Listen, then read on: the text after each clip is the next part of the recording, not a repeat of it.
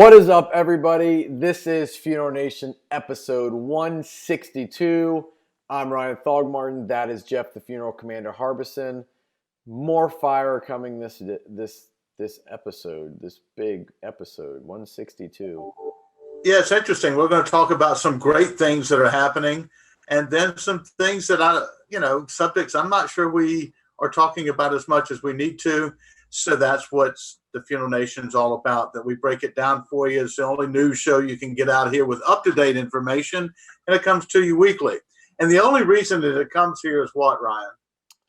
Our wonderful, wonderful title sponsor and our other sponsors, but C&J Financial has been on board from day one, now over 3 years ago. And they keep this train and this locomotive plowing through. So let's run that promo.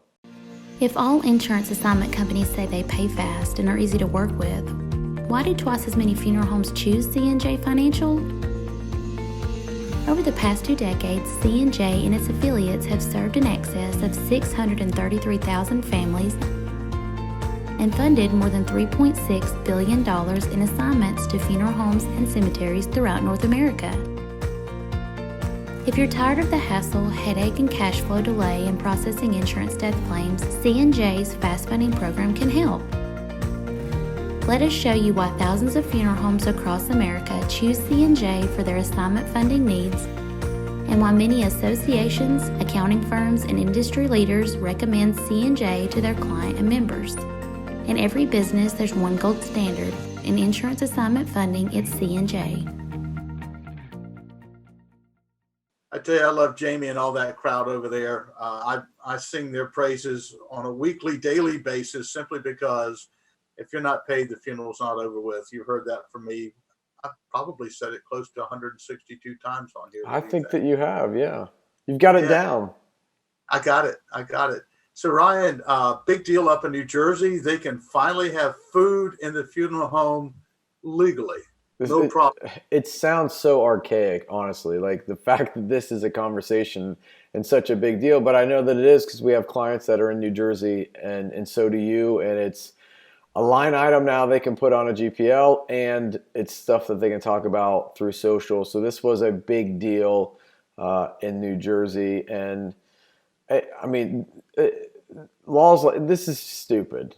It's stupid that this was a law to begin with. And every state's kind of got their, other than Colorado, every state's kind of got laws that need to be changed to adapt to the consumer and where the consumer's at and how they want to engage with this profession. I hear you. And I've had the blessing, as well as you, to travel all over the country and see funeral homes that do have that opportunity, and cemeteries, combos in particular, where families are coming after funerals and having a complete sit-down dinner. They're having an open bar. They're having a party. Those events are happening for funeral homes and families, and we should have the capability in order to provide what families are looking for. That's right. Being from the South, traditionally, we used to do all those things at the church. Then all that food goes home. Well, guess what? Everything's changed now. And so having the opportunity for a one-stop shop for the family to gather, for the family to have the capability to spend more time in the funeral home, as well as the guests, which is the greatest advertisement of all. I think that's a great move. And congratulations, New Jersey. We're behind you, and we're glad that you're catching up with the times, if you will. That's good stuff. Good stuff. Yeah. Speaking of good stuff, I can't say enough about Welton Hong. He's done some work for us here. He is all over the place. I'm not sure if he doesn't get the event speaking award this year, because literally I don't see an event where he's not. He's a great guy. By the way, Welton, publicly, thank you for the cigars. Hey. Enjoy those. Yeah, I got a little gift, and I am grateful for that. But honestly, with Ring Ring, that's another piece of this marketing pie that if your funeral home's not using it, I implore you to reach out to Welton and his team. We're Ring Ring Marketing. We help funeral homes generate at least 10 more at-need calls per month. Our techniques help you dominate local search rankings and become the top choice for services in your area. We also proudly offer a 100% money-back guarantee. For a free copy of our book, visit www.funeralhomeprofits.com. All right, so we had an interesting article come up that I found and have been privy to this week on finder.com. And the title is Most Expensive Cities to Die In. And basically, this company has spent quite a bit of time and effort to look in depth at our business, and $8.24 billion spent on funerals in the United States, $4.7 billion spent on cremations. Interesting to me, that language separation.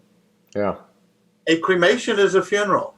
All right. So is that 8.24 burials? We're going to assume that's what it is. 4.7 billion on cremations. Average cost of a funeral, once again, is that burial or cremation? That's why we're so confused. $6,700, and the average cost of a cremation, $3,600. Yep. You know, Ryan, part of our industry issues is that we can't get good data. There's no one real source that feeds in all this information so that we can have accurate data. We're not really even sure, unless I believe you went through the IRS and looked at code of how many operating rooftops we have. But what I do know is they're declining. Yes, they are. And it's, well, they're declining for a number of different reasons. One, bad business, not charging what they need to charge to make the margins that they need to make. And you address that in your day-to-day, as well as, you know, just what we saw in New Jersey. There's things that they can't do that are kind of silly, that if given the opportunity, they could produce more revenue and better serve families at the same time. I'm with you. So I'm going to run through some of the expensive cities for a funeral. Remember, the average, this site says finder.com is $6,723 for a burial. So Rockville, Maryland, you're the winner. Number one. $98.47. Bernardsville, New Jersey. We have Metairie, Louisiana at $9,100. And of the top 10, Parsippany, New Jersey at $8,400, and it goes down from there. You know what?